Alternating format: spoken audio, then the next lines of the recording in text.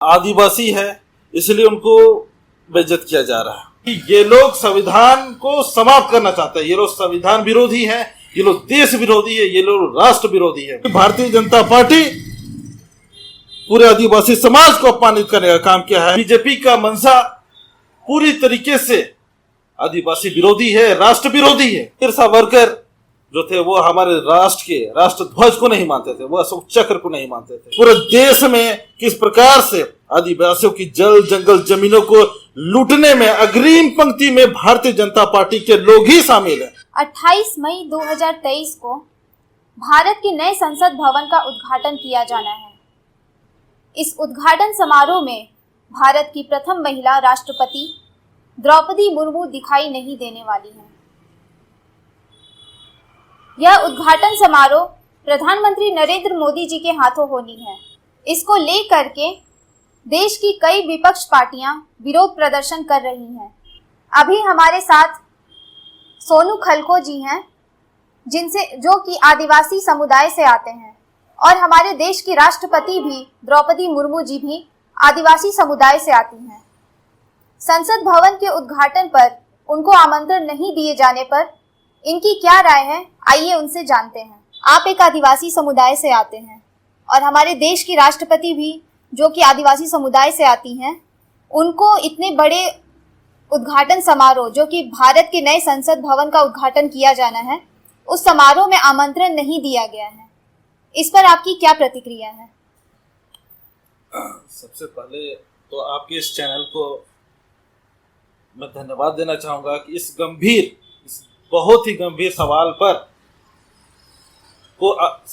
आप मंतव्य कर रहे हैं और मुझे अपने अपने विचारों को रखने का अवसर प्रदान कर रहे हैं। उसके लिए मैं तहे दिल से आपको और आपके इस चैनल को बहुत बहुत धन्यवाद देता हूँ। सबसे पहले तो ये बहुत ही दुर्भाग्यपूर्ण बात है, बहुत ही दुर्भाग्य की बात है। यह पूरे भारतवर्ष के लिए बहुत ही दुर्भाग्य की बात है। ये सिर्फ आदिवासी समाज की बात नहीं है, ये पूरे भारतवर्ष की बात है, ये पूरे भारत की बात है। क्योंकि द्रौपदी मुर्मू जी आदिवासी समाज का राष्ट्रपति नहीं है, पूरे भारत का राष्ट्रपति है। और आज जो सत्ताधारी दल बीजेपी पार्टी जो आज भारत का सबसे बड़ा जो संसद भवन का जो निर्माण कार्य संपन्न हो चुका है, उसका उद्घाटन होने को है, और उस पे हमारे देश के राष्ट्रपति को आमंत्रण नहीं करना, ये साफ दर्शाता है कि बीजेपी का मंशा पूरी तरीके से आदिवासी विरोधी है, राष्ट्र विरोधी है। और ऐसे राष्ट्र विरोधी राजनीतिक दल का पूरा सुपड़ा साफ होना चाहिए। इस देश से सुपड़ा साफ होना चाहिए, इस देश से खदेड़ के भगाना चाहिए जो गैर कानूनी कार्य करे। एक प्रकार से कि जो हमारे देश का जो प्रथम नागरिक होती हैं वह हमारे राष्ट्रपति, उनको निमंत्रण नहीं देना, उनको नहीं बुलाया जाना, ये साफ दर्शाता है कि ये लोग संविधान को समाप्त करना चाहते हैं। ये लोग संविधान विरोधी हैं, ये लोग देश विरोधी है, ये लोग राष्ट्र विरोधी है। भारत का संसद भवन का उद्घाटन राष्ट्रपति द्रौपदी मुर्मू जी से ही करवाना चाहिए था। निश्चित रूप से करवाना चाहिए था, एकदम करवाना चाहिए था, क्योंकि वो हमारे देश की राष्ट्रपति है और राष्ट्रपति हमारे देश का सर्वोच्च पद है। और वो एक प्रकार से देखा जाए तो संसद भवन का जो उद्घाटन है वह राष्ट्रपति के माध्यम से निश्चित रूप से किया जाना चाहिए था, जो कि नहीं करना ये तो बहुत ही निंदनीय है। भाजपा का कहना है कि हमारी सरकार जब नहीं थी, जब विपक्षी दल की सरकार थी, तब भी उस वक्त भी राष्ट्रपति पद का काफी अपमान किया गया है।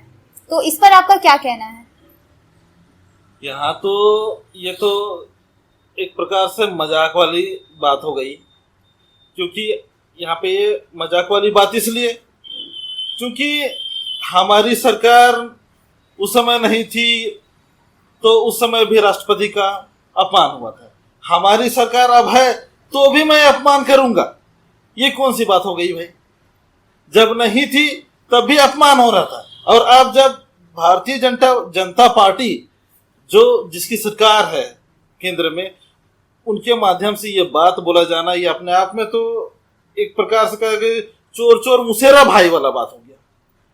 और इस तरह के जो ओछी मानसिकता के साथ जो बातें रख रहे हैं भारतीय जनता पार्टी के जो नेता, वह नेता अपने आप में नेता नहीं बल्कि एक प्रकार से वो मूर्ख आदमी है, महामूर्ख आदमी है जो इस तरह का बात कर रहा है।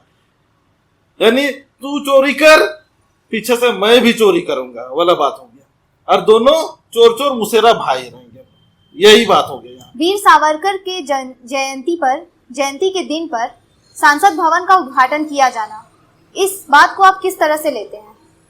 जो वीर सावरकर की जो बात है, उसकी जयंती के दिन जो हमारे देश का जो संसद भवन का उद्घाटन जो किया जा रहा है, ये अपने आप में बहुत दुर्भाग्यपूर्ण बात है। और वीर सावरकर जो थे, वीर सावरकर वो एक प्रकार से हिंदू राष्ट्र के पक्षकार थे। वीर सावरकर जो थे वो हमारे राष्ट्र के राष्ट्र ध्वज को नहीं मानते थे, वो अशोक चक्र को नहीं मानते थे, और वह एक प्रकार के आरएसएस के आदमी थे। और इतना ही नहीं, यहाँ पर जो चीजें हैं, जो भारतीय जनता पार्टी के द्वारा जो यहाँ पे जो उनकी जयंती के दिन जो ये संसद भवन का उद्घाटन का कार्य करने का जो दिन सुनिश्चित करने का जो प्लान जो किया गया, वह अपने आप में पूरे भारतवर्ष को है ना यह दिखाने का प्रयास कर रहा है कि हम इस पूरे भारत को हम लोग हिंदू राष्ट्र घोषित करना चाहते हैं। और हिंदू राष्ट्र घोषित करने के लिए वह एक कदम इस दिन को चुन करके वो आगे लाने का प्रयास कर रहे हैं।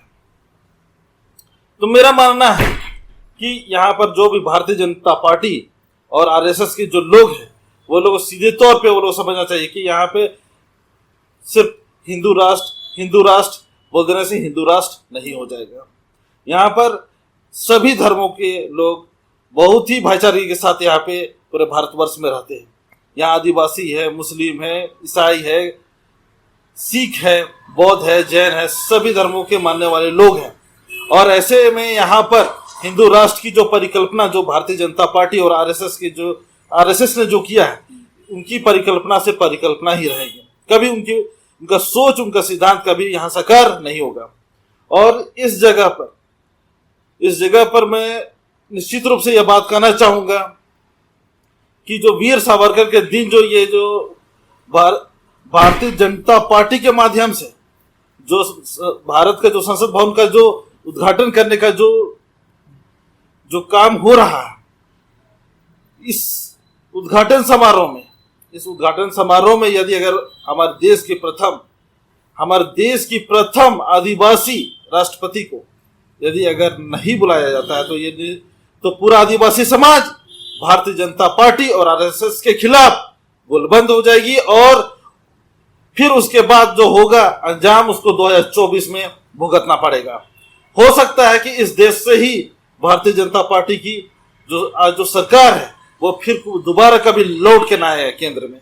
और अभी जिस प्रकार से मणिपुर में उनको जो वहां रिजल्ट मिला है, इससे साफ तौर पर समझ ले, अन्यथा दूसरा जब तमाचा पड़ेगा तो फिर पूरा केंद्र से भी जाएगा और तमाम स्टेट से भी उनको बेदखल किया जाएगा। अब बुरी तरीके से फिर उनकी सारी राजनीति हाशिए पर आ जाएगी।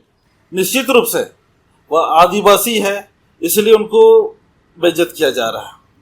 और इस बेइज्जत करने के पीछे का बहुत सारी कारण हैं, क्योंकि जो वर्तमान में जो हमारे राष्ट्रपति है वह आदिवासी समुदाय से आती है। और मैं बताना चाहता हूं कि पूर्व में भी जो एससी समुदाय से आते थे हमारे राष्ट्रपति, उनका भी भारतीय जनता पार्टी द्वारा कई मर्तबा उनको बेइज्जत करने का काम किया गया। और वही चीज पुनः एक बार फिर दोहराया जा रहा है। इसलिए यहाँ पर ये साफ कहा जा सकता है कि भारतीय जनता पार्टी सिर्फ और सिर्फ भ्रष्टम बनाने का काम करती है। वह सिर्फ अपने निजी स्वार्थ के लिए वह लोगों को संवैधानिक पद पर बैठाने का काम करती है। वह सिर्फ और सिर्फ उसके समाज को गुलाम बनाने के लिए इस प्रकार का जो कार्य वो करती है। और देखा जाए तो नरेंद्र मोदी जी हमारे देश के जो प्रधानमंत्री है, वो बराबर बोलते रहते हैं कि मैं ये करूंगा, मैं वो करूंगा, मैं फलना ढेकना चिलना सब करूंगा, लेकिन करते जीरो है, कुछ नहीं करते। और इस देश को मैं लूटने नहीं दूंगा करके इतना बार ना जाने अनगिनतों बार उन्होंने अपने भाषण में कहा होगा, लेकिन हमारे देश को आज इतना लूट लिया पूंजीपतियों ने कि कहा नहीं जा सकता है। ठीक उसी प्रकार से आज आदिवासी समाज को यह कह रहे कि मैं आपके समाज को मैं ऊंचाइयों पर ले जाऊंगा, बुलंदियों पर ले जाऊंगा। देखिए आज आपके समाज का राष्ट्रपति भारतीय जनता पार्टी द्वारा नियुक्त किया गया है, बनाने का काम भारतीय जनता पार्टी ने किया है। ऐसा अनेकों बार भाषण मार दिए, लेकिन देखिए पूरे देश में किस प्रकार से आदिवासियों की जल जंगल जमीनों को लूटने में अग्रिम पंक्ति में भारतीय जनता पार्टी के लोग ही शामिल हैं, और पूरे देश में ये चीज धड़ल्ले से हो रहा है।